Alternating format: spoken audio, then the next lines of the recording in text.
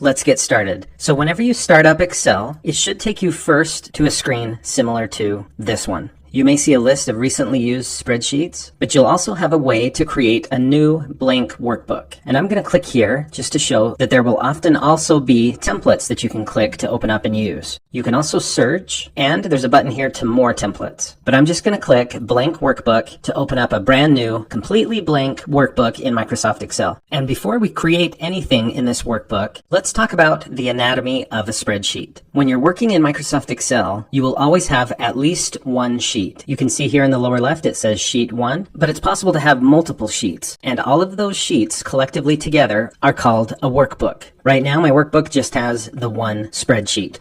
In Excel, spreadsheets are made up of columns. You can see this is column E, this is column C, this is column K. And when I select the letter for that column, the entire column gets selected. We also have rows in Excel. This is row 3, this is row 9, this is row 10. So every column has a column letter and every row has a row number. Now the intersection of a column and a row is what we call a cell. So for example, this cell here is the intersection of column E and row 10. And an Excel workbook can contain over 17 billion cells. When you click on a cell, that becomes the active cell. Now, one of the most powerful things about the cells in Excel is that each one can be described by the intersection of its column and row. So for example, this is cell F8, and that's how you say it, F8. What cell is this? This is cell L4, and this is cell B7. Now, because of this fact that you can describe every single cell in Microsoft Excel, there's a lot of exciting possibilities that come about because of that, and you'll see that as you begin using Excel more. The next part of the anatomy of a spreadsheet is range. A range is a collection of cells that are generally grouped together. So I've clicked and dragged to select a group of cells in Excel. This is a range. And we can also describe every range in Microsoft Excel, once again using the column letters and the row numbers. The way you do this is you start in the upper left corner of the range and you describe that cell. So D4 through, and then you go to the lower right corner and describe that cell, J14. So the description of this range, its reference basically, is D4 through J14. And in Excel, the way you indicate through is with a colon. So D4 through J14. This is very important and will become more and more useful and important as you keep using Excel. So that is the anatomy of a spreadsheet. We have columns, we have rows, we have cells. The cell that you've selected is the active cell, and we have ranges. And all of this is done on a sheet or spreadsheet, or it's also called worksheet. You can add more worksheets by clicking this plus sign. Now I have 2 sheets, now I have 3 sheets. And the collection of all of these sheets together is what we call a workbook. Now, in addition to the anatomy of the spreadsheet, it's also important to understand the layout that we have to work with in Microsoft Excel. As you use Excel, you'll notice that there are tabs across the top of the screen. Generally, you'll start on the Home tab, but we also have the Insert tab, Page Layout tab, Data tab, etc. Whenever you click a tab,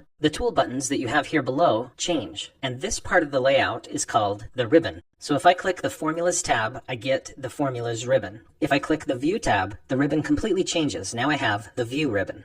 And each ribbon is divided up into groups. You can see the groups are separated by lines. So I have a charts group, I have a tours group, a comments group, a tables group, etc. Now, not all of the options can fit in such a small group. For example, my charts group is not big enough to hold all of the options. So some of the groups have what I call a launch button, or sometimes it's called a dialog launcher, but I'll just call it a launch button. Not all of the groups have these launch buttons, but if you click on a launch button, it'll open up with even more options than could normally fit in the space provided on the ribbon. In addition to the tabs, the ribbons, and the groups, and the launch buttons, we also have some other layout features that you really need to know. Over here on the right, we have a scroll bar that you can use to move down your spreadsheet and up the spreadsheet. We also have a horizontal scroll bar. Underneath that, we have a zoom slider. If I slide this to the right, I zoom in on the spreadsheet. If I slide it to the left, I zoom out on the spreadsheet. Doing this does not change the data at all. It just zooms in or out. I have some view buttons here in the lower right corner. I can go to Page Break Preview or the Page Layout view, but most Excel users spend most of their time in normal view. Here in the upper left, we have what's called the name box. Whenever you click on a cell, you can look in the name box to see the description of that cell or the name for that cell. And later, you'll learn that this name box can do even more for you. Here at the top of my Excel layout, I have the quick access toolbar, and I have customized this. Yours may look different, but this gives me quick access to some of the most commonly used features in Microsoft Excel: my save button, an undo button, auto sum, and more. Here's my title for this spreadsheet. Over here, I have my close button. It looks like an X. If I click that, the spreadsheet will close. And then finally, here I have a very special bar called the formula bar. In many cases, this is where you'll go to enter formulas into Microsoft Excel. So now that you know about the anatomy of a spreadsheet and also the layout in Microsoft Excel, you're completely ready to begin learning to use Excel. At this point, I'm going to click File and Save. But because this is my first time saving this document, it's having me do a Save As. I need to decide where to save this Excel workbook. So I'm going to click on Browse, and I'm just going to save it in My Documents, and I'll just write a name for it: Excel for Beginners, Complete Course. And it's time now for the second segment of this course, which is how to enter cell values in Microsoft Excel. And let's say I work for a small business, and I've been asked to create a payroll spreadsheet for the employees. Here in column A, I'd like to have the employee ID numbers. In column B, the employee names, and then some information about their wages, the hours worked, how much they are owed, etc. And anytime in Excel, when you want to enter data into a cell, it's important to first select that cell. There's a saying that I heard once that I use over and over, which is select to affect. If I want to affect this spreadsheet, if I want to affect the data in the spreadsheet, first I have to select something. So I want to affect A1, so I'll select it. Just by clicking on it once, I can now affect it by typing. So let's say the employee ID number for employee 1 is simply 1. I type the number 1, and that data appears in the cell, but it's not truly entered in the cell until I tap Enter or Return on the keyboard. Now the data is inside that cell. Notice when I tapped Enter, the active cell moved down 1, and that's great because that's where I want to type the next number: 2. Enter, 3, enter, 4, enter. And I could just continue to do this down the spreadsheet. But that is kind of a repetitive task, and Excel has a built-in feature to make it so it's not so repetitive. There's something called the fill handle, or the autofill handle in Microsoft Excel. And the way it works is that it's been set up to identify patterns, and then to extend those patterns. So I want to show Excel the pattern that is developing here. The pattern is adding 1 to the previous number. So 1, 2, 3, 4. The pattern is clear. I'm just adding 1. So if I click and drag to select that range, A1 through A4, the pattern should be clear. Now I'm going to zoom in a little bit so you can see this a little better. But if you look in the lower right corner of this range that I've selected, you'll see a little green square. That's what we call the autofill handle or the fill handle. If I put my mouse pointer directly on that little green square, notice that the mouse pointer becomes a black plus sign. Now if I click and hold the click, I can drag down the spreadsheet. I'm going to go all the way to 70, and then I can release the mouse button, and look what it does. Excel automatically extended the pattern that I showed it.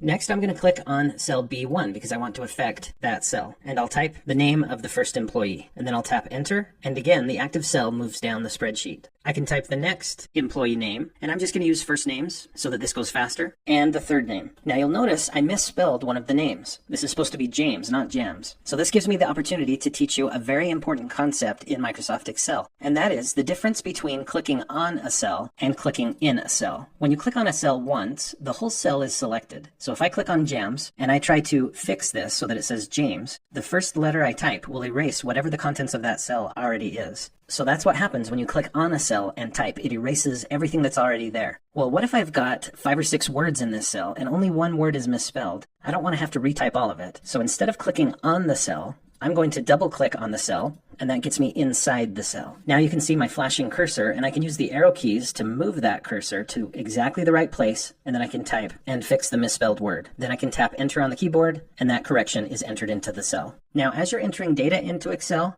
every time you tap Enter, the active cell should move down. But what if you need to move up? You can hold the Shift key and tap Enter, and that should move you up the spreadsheet.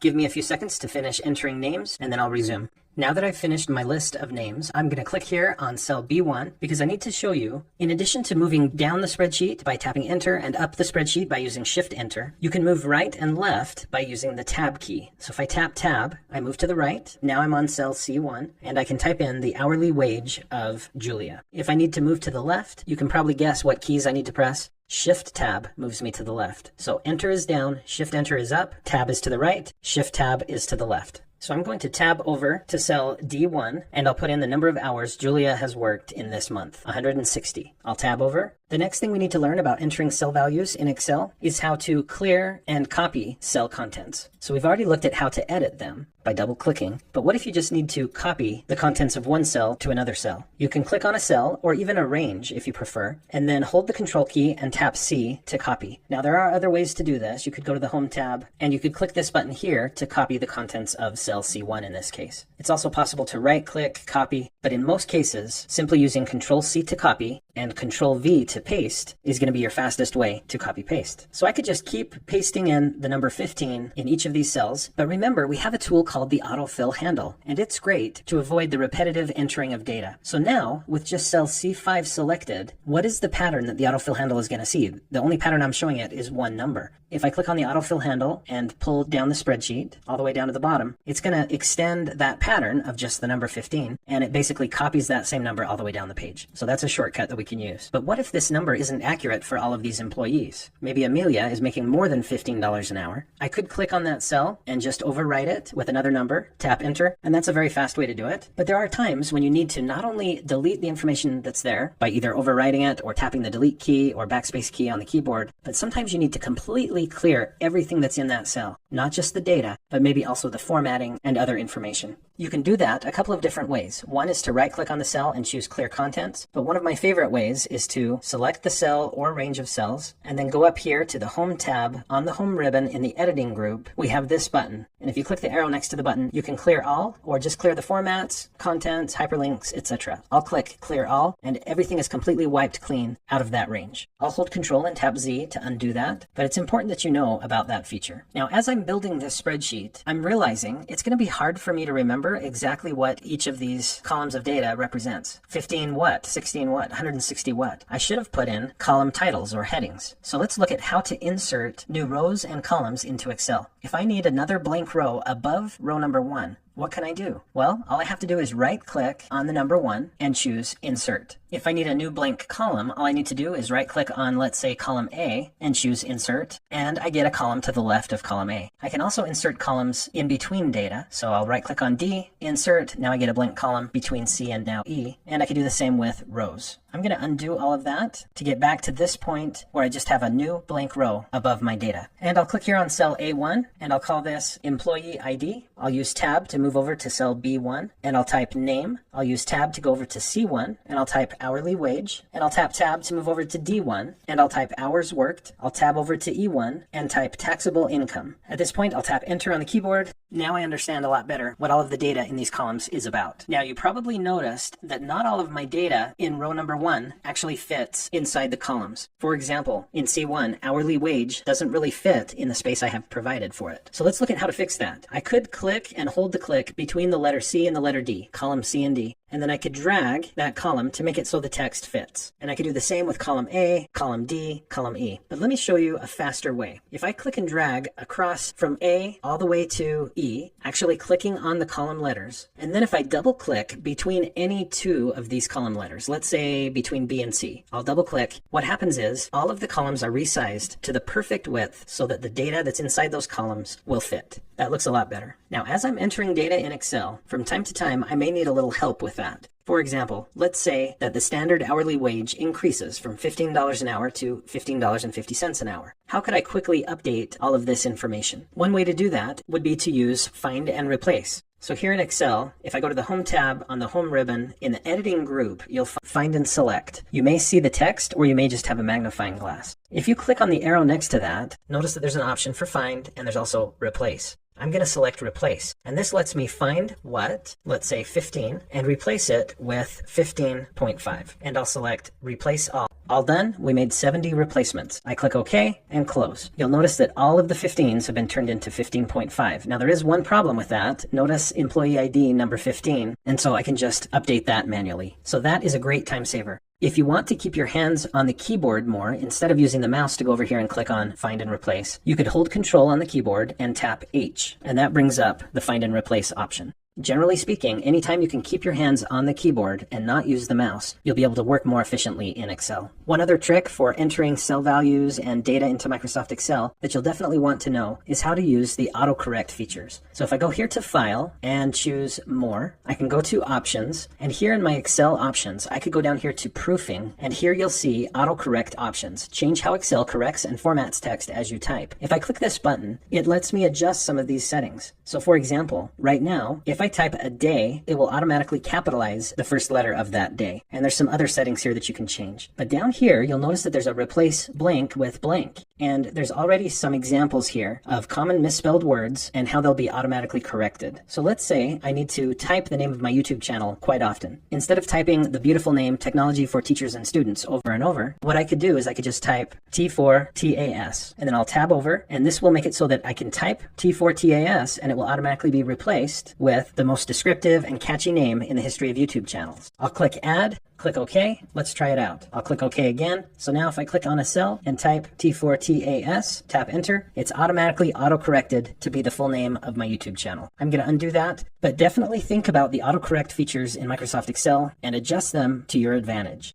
I've now updated some of these hourly wages, and I've put in all of the hours worked for each employee. One last thing I want to show you about entering values and managing the data that you put into Excel is I want to show you how to move the contents of cells. We've already looked at how to copy paste by clicking on a cell or range, Control C to copy, Control V to paste. You could also do a cut paste, Control X to cut, Control V to paste, and that essentially moves the data from one cell to another. But another way to do the same thing is just to click on a cell and then put your mouse on the very edge of that cell, any of the edges. You'll see that the mouse pointer becomes a cross with arrows coming out the ends. At that point, you can click and hold the click and then drag the contents of that cell anywhere you want it to go, and then release the mouse button. I'm going to undo that with Control Z. I just want you to see that you can do the same thing with a range. Now that I've selected the range, I go to the very edge of that range, click and hold the click, and then drag the data where I want it to be, release the mouse button, and the data has been moved. Again, Control Z to put it back. With that, we're now ready for the third segment of Excel for Beginners complete course. In this segment, we're going to focus on formulas. I would like to calculate the total taxable income for each employee. And for that, I need to multiply each employee's wage by how many hours they worked. So I could do that in my head, or I could use the calculator and then just put in the information here. But that is exactly one of the things that Excel does best. Excel is a spreadsheet tool, yes, but it's also a calculator. It has built in pretty much all of the calculator functions and operators that you would need. So here on cell E2, I'm going to create my first formula. In Excel, whenever you're creating a formula, you need to start by typing equals. When I first started using Excel, this was confusing to me until I thought about algebra. In my Algebra 1 class that I took, I remember learning about variables. And there would be formulas like x equals, and then it would be y plus 10 divided by 3 or whatever. That's basically what we're doing here. So whenever I type equals, before I type it, I think E2, and then I type equals. So cell E2 equals whatever comes next. And here I could just type in 13.9, and then I could put in multiplied by, or times. And in Excel, we use an asterisk for multiply. So 13.9 multiplied by 158. And then I can type enter on the keyboard, and that is the taxable income for Julia. So that's one way to do a formula in Excel. You can type in the numbers, you can use plus signs, minus signs, asterisks for multiply, / for divide, and then just tap enter, and that formula will be executed. But there's another way to do the same thing, and it's a better way. Again, I need to start by clicking on the cell and then typing equals. But this time, instead of typing in the numbers, I'm going to type in the cell references. If you remember, in Excel, we can describe every cell in this spreadsheet. We can name it, basically. And remember, we do have this name box in the upper left corner to help us with that. So equals, and I'm going to name or describe this cell. So that would be C2.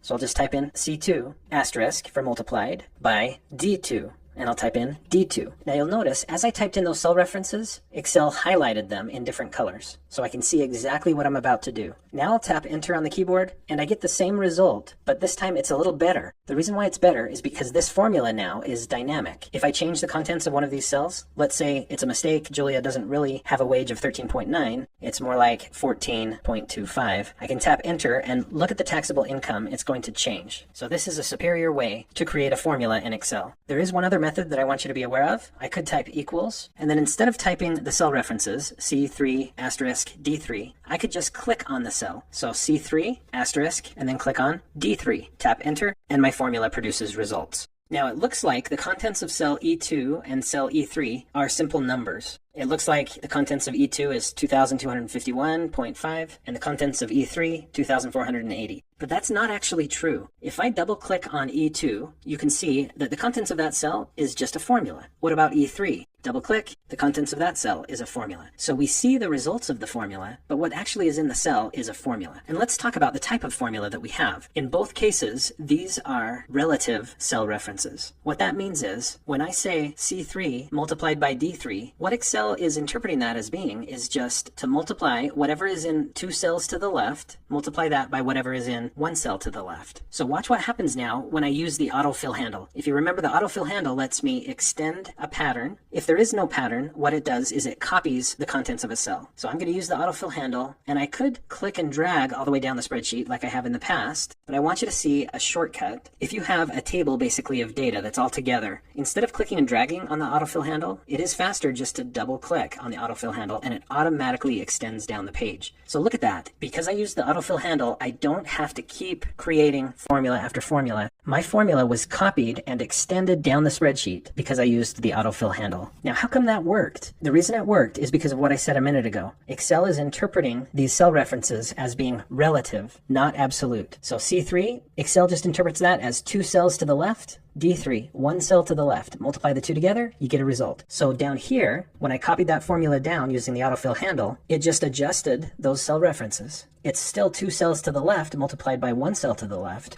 It's no longer bothering with C3 and D3. It's moved on to C4 times D4. What about down here? Double click, C7 multiplied by D7. The reason this works is because these are relative cell references. Now, what if I wanted to calculate the amount of taxes to be paid? Now, I understand this isn't how it's normally done, but let's pretend. And let's say the tax rate is 7%. And I'm going to enter this as a decimal, 0.07, and I tap enter. Let's use a formula now to calculate the taxes to be paid. I'll click here on cell F2, and in my head, I'll say to myself, cell F2, and then I type equals the taxable income of Julia in this case, multiplied by the tax rate, H1. I'll tap enter on the keyboard, and you can see the results. This worked beautifully. But what happens when I use the autofill handle and double click to extend that down the page? It didn't work. Why didn't it work? Let's look at these formulas. Because I used relative cell references here in my original formula, Excel is looking 1 cell to the left and multiplying it by 2 cells to the right and 1 above. So when I copied that formula down the spreadsheet, it continued that pattern. It's looking 1 cell to the left, 2 cells to the right, and 1 up. And because these cells are empty, it's like multiplying by 0. So I'm going to fix this formula by clicking on cell F2. And in Excel, anytime I want to extend a formula, work on a formula, what I like to do is click on a cell, and then instead of editing it here by double clicking on it and making some changes, it's easier and better in most cases to just select the cell and then go up here to what's called the formula bar. This is a safer, easier, better place to edit and work with your Excel formulas. So right now, these are relative cell references. I want to change the H1 reference to become an absolute cell reference. The way I do that is by putting a $sign in front of the H and a $sign in front of the 1, and then tap enter on the keyboard.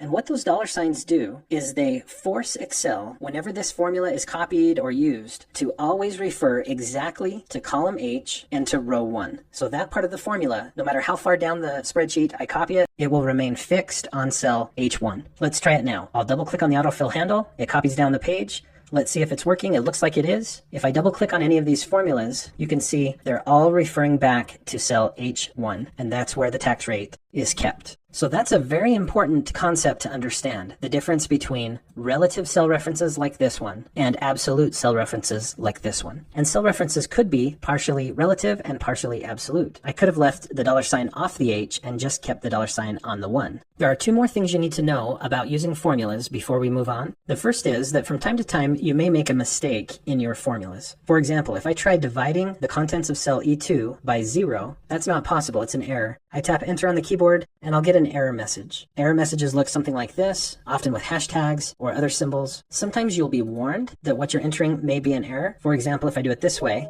I get a warning. Do I want to accept their correction? Yes or no? And so if you see things like this, that's okay. This is Excel trying to warn me that I've created something that is producing an error. And in most cases, I'll go to the formula bar to fix that error. And finally, it's important to know that you can change the name of a cell and also the name of a range. So for example, I could click here on F2 and drag all the way down the spreadsheet. And then I could go here to the name box and I could click and I could change the name that's in that box to be something like taxes owed. And I'm not going to put in any spaces there. I'll tap enter on the keyboard. And now that range has its own special name. If I forget what I named that range, I can always click here on this drop down arrow and it tells me taxes owed. Now, why would that be important? You'll learn that later, but let me give you a quick preview. In my formula, instead of referring just to a cell, like E3, I could refer to a named cell or a named range. So I could type in taxes owed and then continue my formula. So taxes owed +1, tap enter, and it's added 1 to each of those cells. Now that's not a great example. Like I said, you'll learn later on in this video and in other videos I've created how you can use those named ranges in some exciting ways. In this next segment of Excel for Beginners, the complete course, we're going to focus on functions. And many users of Excel constantly confuse formulas and functions. You'll even find those mistakes in other videos on YouTube. But there's a definite difference between the term function and formula in Excel. And the first function that I want to teach you is, let's say I want to add up all of the hours worked and all of the taxable income to be paid to the employees. I could just browse down the sheet here to the bottom of the data. Column D has the hours worked, and I'll click here in D72 and type equals. Again, thinking in my head, D72 equals, and then I'll use my first function, sum. Now, as soon as I start typing a word in that cell, Microsoft Excel searches its database of functions and tries to find the function that I might be looking for. And there it is, it's sum. So Excel is suggesting to me that might be the one to use. It tells me what it does. It adds all of the numbers in a range of cells. Perfect. That's exactly what I want. But it's possible that I might want this, SUMIF, or SUMIFS, sum product. There's all of these different functions that deal with sums. And some of these are amazing. You definitely need to watch my other tutorials on SUMIF and SUMIFS. Sum product is also great. But in this case, all I want to do is add up all the numbers in a range of cells. So equals sum. And when you use a function in Excel, after typing the function, you put in a left parenthesis. As soon as I do that, Excel gives me a pop-up with some suggestions. It's trying to help me and guide me in writing a good formula using this sum function. So Excel is expecting to have a number and then a comma and another number. So I could put in a number and then another number to be added together. Let's say 5, 6, and then I should put in my right parenthesis, although it's not necessary. And then I could tap enter and it adds those two together. But in this case, I don't want to add 5 and 6. I want to add this entire column. So how do I describe this entire range of numbers that I want to add up? Well, if you remember, we can describe a range by using the top left corner and then the colon and then the lower right corner. In this case, it's all just in one column. So D2, and then I'll go back down here. So D2 and then the colon, so through. I want to sum D2 through D71. I should put in a right parenthesis, but I don't have to. I'll tap enter on the keyboard. There's the grand total hours worked by the employees. Let's look at another way to do the same thing. Instead of typing the cell references, I could just say this cell and type equals sum left parenthesis, and then I could have clicked and dragged to select the entire range, all of the numbers that I want to add up, and then back down in my formula, I could have tapped enter and gotten the same results. Now, because the sum function is so common in Microsoft Excel, they've added what's called the auto sum function. So instead of even typing that formula at all, I can just select the cell beneath the data that I want to sum up. And then I simply go here to the Home tab, Home ribbon in the editing group. This symbol stands for AutoSum. So I'll click that, and Excel automatically figured out what I want to add up, D2 through D71. Tap enter,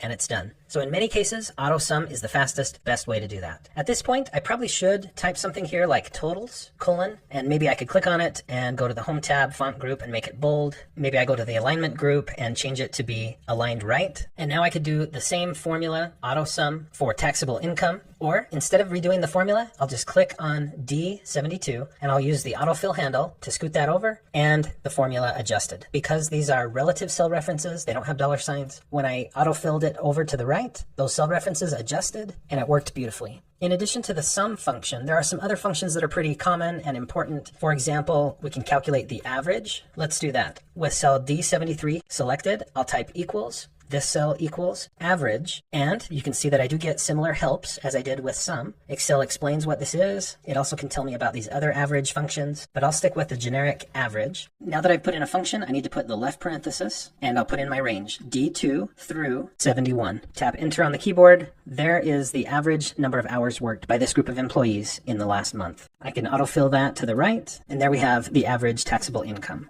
Now, if you remember, we set up a named range for the data here in taxes to be paid. Let's look at how named ranges work with formulas and functions. So here on F72, I'm going to say to myself, F72 equals the sum of, and I'll put in a left parenthesis. It's looking for a number. I'm just going to type in taxes owed, and then I'll put in my right parenthesis. And notice Excel recognizes taxes owed. I want to add up all of the taxes owed, and Excel knows what that means because I named that range. So now when I tap enter, it just automatically sums up everything in the taxes owed range. I can do the same thing with average. So F72 equals average, left parenthesis, taxes owed. Tap enter, and it figures it out.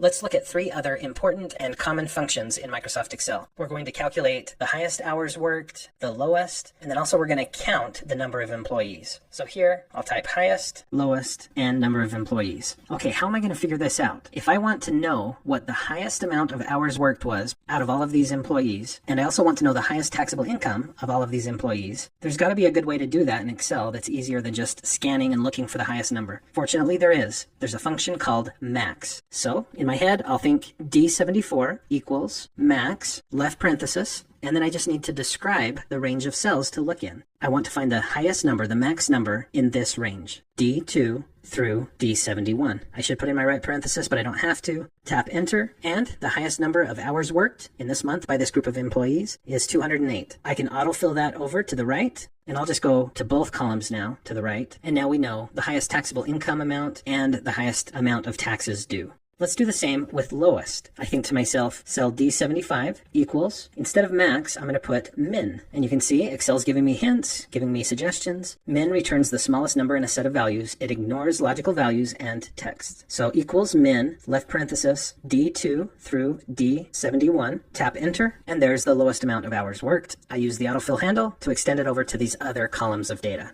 Our last common function that I'm going to show at this point in the video is count. I want to count the total number of employees. Now you might be saying, don't we already have that? Yes, we do. It's right here. But in some cases, you don't have that, or you want to count different parts of a spreadsheet. So it's important to know this. In my head, I think D76 is equal to count. And there are different types of counts. Count A, count if, count ifs. Definitely watch my other videos on those different functions. But for now, just count. And you can see what it does. It counts the number of cells in a range that contain numbers. So left parenthesis, once again, D2 through D71, right parenthesis, tap enter, and it counts up 70 different cells in that range that have numbers. If I wanted to, I could autofill this over, but it's just going to give me 70 again. So those are the 5 or 6 most commonly used functions in Microsoft Excel. If you want to learn more functions in Excel, check out my other videos. I have lots and lots of different functions that I show in those other tutorials, and there's more to come in the future. In this next segment, we're going to focus on how to modify the formatting in the spreadsheet, including how to format numbers and text. We'll also look at formatting cells, rows, and columns, and a couple of tricks that will help you do your formatting more effectively. We're going to format some of these numbers. Notice that it's hard to tell the difference between money, dollars in this case, taxable income, and just regular hours worked. They all just look like numbers. So let's change the formatting so it's obvious what we're dealing with. To do this, I'm going to click on column C. It's going to select the entire column. And then here on the Home tab, Home ribbon, in the number group, I can change the formatting. Right now, it's just general formatting. That's the default. But if I click on this arrow, I can change this to be currency. Now you can clearly tell the difference between the data in column C and the data in column D. Now there are times when instead of using currency as the number format, you might want to use accounting. Let's look at the difference. When I click on accounting, I still get the $sign. I still get commas and decimals for the cents, but the $sign is separated from the numbers. I think it just makes it a little easier to see the numbers without getting confused by the $sign. So those are 2 different ways to indicate that we're dealing with money in these columns. Same with this one here. I'll switch that also to accounting. Now there are other number formats that you should look into, including dates and times, percentages, fractions, and more. Watch my other tutorials to learn more about the different number formats. What about text formats? I could just leave my text as general format, or I could go down here and select text. And in Excel, by default, when you have text entered in a cell, it will align to the left of the cell. So all of this text is aligned to the left. If Excel interprets what you type as numbers, generally speaking, it will align to the right in the cell. So you can see all of these numbers are aligned to the right. These names are aligned to the left. But you can change some of that if you want using the alignment options and also by changing the number or text formats. There are also some more formats. You can click here to see what those are. You can set up some custom formats. There's different time and date formats that are worth checking out. I'm going to cancel, and let's look at some other ways that we can format our data, and especially let's look at how to format columns and rows in Excel. Let's say I want to format this entire first row so that everything in that row is bolded. I think that's a good idea in this case because I'd really like to set apart that row so that people can tell it's not really part of the actual data. These are column titles or labels. So having selected row 1, I'm going to click on the Home tab, Home ribbon. In the font group, I'll just click on this bold symbol. Now that entire row is bolded. And if I were to go to, let's say, cell I1, and if I type something there, you can see that it comes in bold, formatted just like the rest of this row. Other ways that I could format rows include changing the alignment of the cells in a row. So here on the Home tab, Home ribbon, in the alignment group, I can click this button to center each cell in row 1 within its column. If I wanted to, I could change the background color for the row, and there are many other format options for rows and columns in Excel. If you'd like to learn more about those, please watch my many tutorials that cover formatting in Excel. Next, I want to show you a shortcut you can use when you're trying to format columns, rows, cells, etc. in Microsoft Excel. Let's say you get a cell formatted just the way you want, and then later you decide you would like to also format other cells in exactly the same way. One trick that you can try is select the cell that has the formatting you want, and then go to the Home tab, Home ribbon. In the clipboard group, you can click this format painter. With that clicked, whatever you click on next will take on the same exact formatting as the active cell. So I'm going to click here on James is now centered and bolded. Now if I click on Freddie, it doesn't work because the format painter now is deselected. If you want to be able to click multiple times and apply the same formatting, all you have to do is, again, select the cell that has the formatting you want, and then double click on the format painter. And now you can click, just continue to click, and add the new formatting to the cells. You can also apply the formatting to a whole range. I'm going to undo all of that with Control Z. One other formatting trick that you might want to know is you can use what's called auto format. But first, you need to add it here to the Quick Access toolbar. To do this, just click up here on the Customize Quick Access toolbar button and go down to More Commands. And then here you can switch from Popular Commands to All Commands and then just browse down until you find auto format. There it is. So with it selected, I can click Add, and now it will be added to the Quick Access toolbar.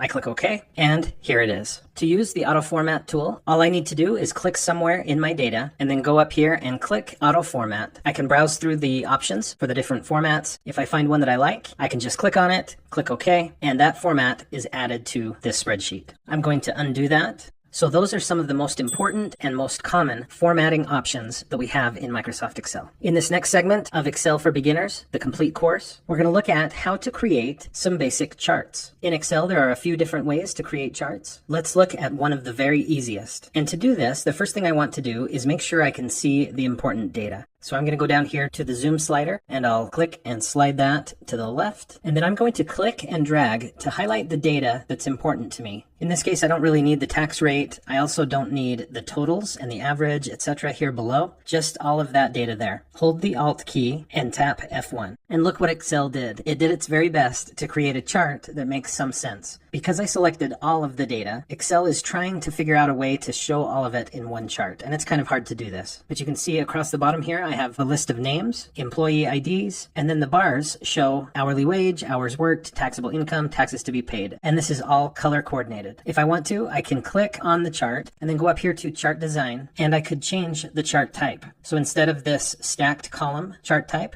I could switch to a clustered column, click OK. Let's see how that looks. And if I don't like that, I can go back to chart design, change chart type, and we could try a pie chart or some other chart. Because I selected all of the data, this is going to be very difficult to chart all of it all at once. I really should chart only a very specific amount of data. But I wanted you to see how to quickly add a chart based on the data in your sheet. Once you have your chart, you can go up here to chart design and you can add some chart elements. For example, I could add a chart title. I could put it above the chart if I want to, and then I could just triple click on the text there to select it, and I'll just title this Summary Chart. I could also add other chart elements like axis titles, a horizontal axis title, and I could also add a primary vertical axis title. Like I said, this chart is too much. It's too much information in one place, but in many cases, you'll be creating a simple spreadsheet, and holding Alt and tapping F1 will produce a chart that's very useful to you. If you'd like to learn more about charts in Microsoft Excel, please watch my many other videos that focus specifically on creating charts in Excel.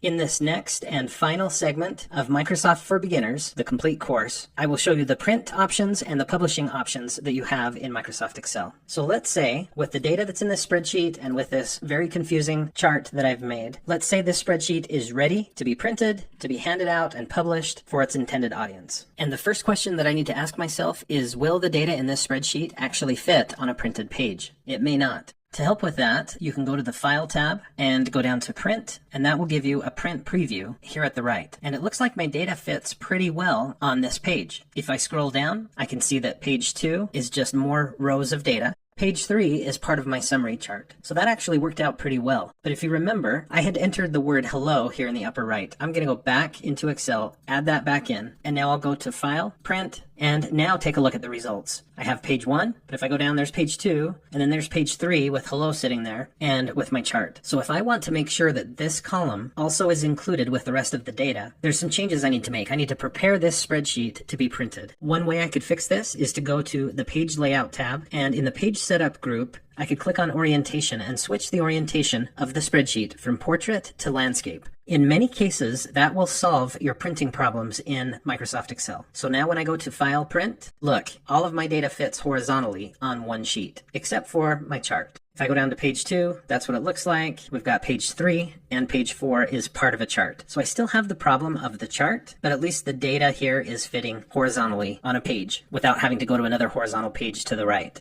Another thing you can try when working with printing options in Microsoft Excel is you can go to the View tab and switch from normal workbook view to page break preview. When you click that, it will show you where your pages are. So this is page 1, page 2, page 3, and it gives you these blue dashed lines that you can click on and drag. So I want to try to move the page break to be here to the far right side beyond my crazy chart. Let's switch back now to the normal view, and I'll do File, Print, and let's take a look. I used to have 3 pages or 4 pages worth of data to print. Now look, I only have 2 pages. This is page 1, and the chart fits very nicely with the data. When I click this button to go to page 2, there's page 2. So this is the best print preview that I've seen so far. At this point, I just need to decide how many copies I want to print. Let's say 2. I need to make sure I've selected the correct printer. I don't actually have a printer set up, so it's going to print to PDF, but generally you would click here and select your actual printer from the list. There are some settings to think about. I could print only the active sheets, so sheets that I've been working on that are active, or you could print the entire workbook. The other option is to print a selection. So if I go back to the spreadsheet, I could click and drag, I could leave out employee ID maybe, and just get this selection, and then go to File, Print, and switch from Print Active Sheets to Print Selection, and that's what it will look like now. I think I'll go back to Print Active Sheets. If you want, you can choose to print only page 1, or if I had a longer spreadsheet, I could print pages 5 through 7, whatever you want to do there. You can adjust the orientation if you want, the page size, etc. There is a very interesting option here at the bottom, Custom Scaling. If you want, you can click on this and you could choose Fit Sheet on one page. It will shrink the printout so it fits on one page. So I click that, and now the entire spreadsheet fits only on one page. So that is an option. Just keep in mind, if you have a lot of data, it's going to be tiny. It'll be hard to read.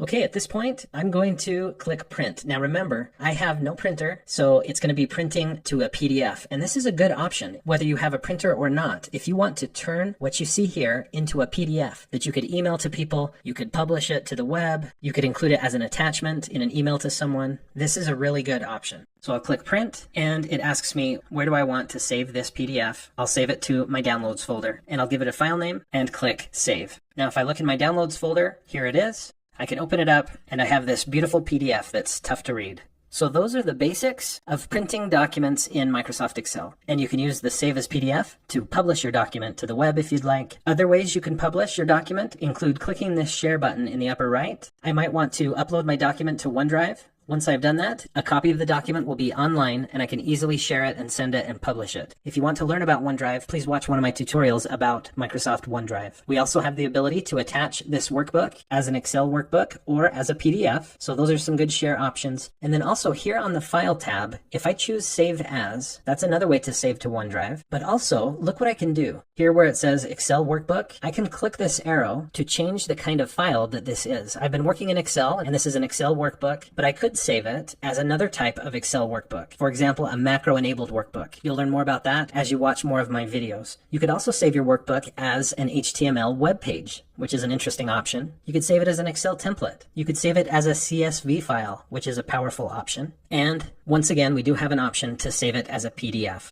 So it's important to be aware of this dropdown and the ability that you have to save your finished workbook in other formats. So congratulations, at this point, you have completed the Excel for Beginners complete course.